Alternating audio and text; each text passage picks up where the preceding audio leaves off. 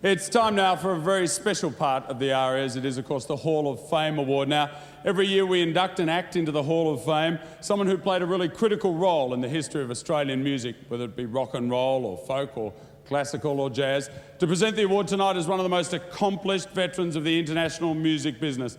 He was one half of the 60s singing duo Peter and Gordon. He was head of A&R for the Beatles record company. It's not bad to have on your CV, is it? Apple, of course. He produced or managed artists as diverse as James Taylor, Diana Ross, Little Feat, Joni Mitchell and Linda Ronstadt. In 1989, he won a Grammy Award as a Producer of the Year. Ladies and gentlemen, Peter Asher.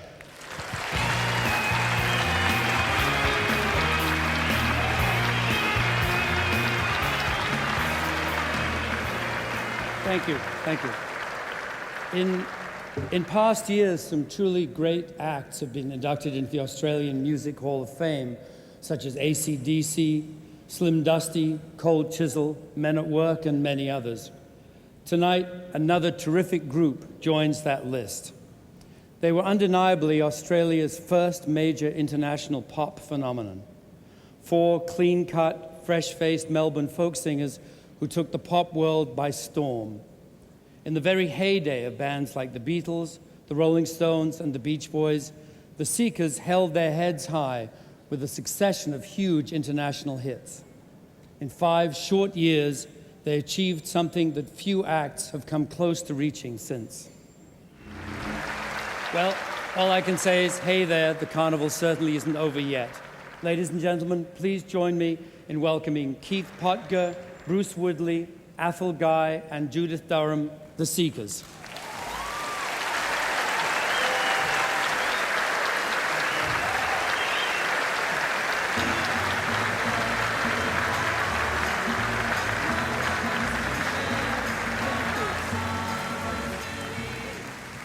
Thank you so very much. You know, we were really just a folk group, and we went overseas for a 10-week holiday, literally, to London in 1964. And we're so proud to think that the songs and the production of Tom Springfield on our records really seemed to set the ball rolling for the Australian music industry overseas, because so many other artists then decided they'd follow in our footsteps and try their luck overseas. And of course, at that time, some other folk artists also were in the charts, such as Peter, Paul and Mary and Donovan and Dylan, and the music papers really didn't know how to categorise us. And in the end, they decided to call us folk pop. Who said dreams don't come true? This is Australia's original unplugged group. In 93, 94, over 100 sellout concerts in 3 countries.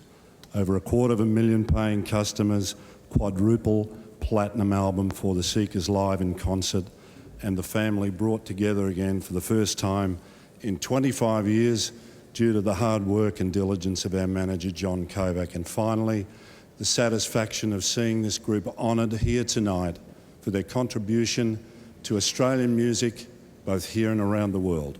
Yeah. We'd like to thank you. We'd like to thank EMI especially because of the way they stood behind us in the 60s and again in the 90s, a bit of a gap, but we had a great time together. And we're so thrilled tonight with this award, as well as the fact that EMI have told us tonight that they're putting out the anthology collection of every song we ever recorded, plus a few more that we didn't even know about in November, plus the full film of The World of the Seekers that you saw a clip of tonight, which we're very proud of. And the 2 awards really bring the Seekers story to a wonderful close for us. Well, we're savouring this moment so much that we've drawn up a huge list of people to thank, and we'd like to, of course, thank each other. Thank you. Thank you. Thank you.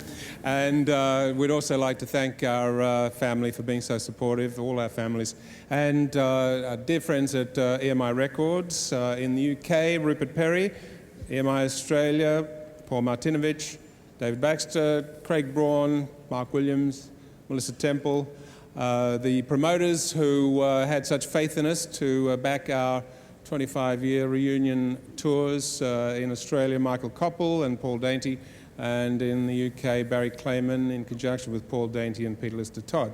There were 3 people who helped us spread the word about the reunion, Megan Tudor and Doris Tyler, and of course Simon Barnett, who produced our live in concert video. Pop music historian extraordinaire Graham Simpson, thank you very much. And also our legal eagle Warren Cross, taking care of business. Thank you very much as well. And of course, none of this would have been possible if it hadn't been for our dear brother John Kovac, and of course our legion of loyal fans out there in record land. And thank you very much indeed from all of us.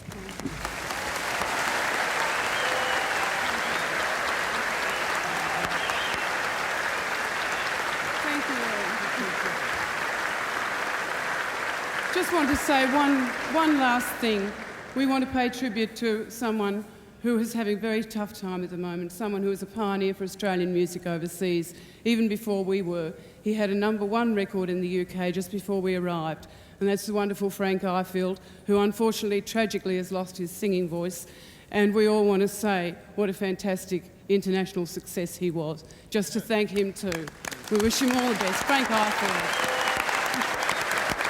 Thank you for the wonderful honour. Thanks all.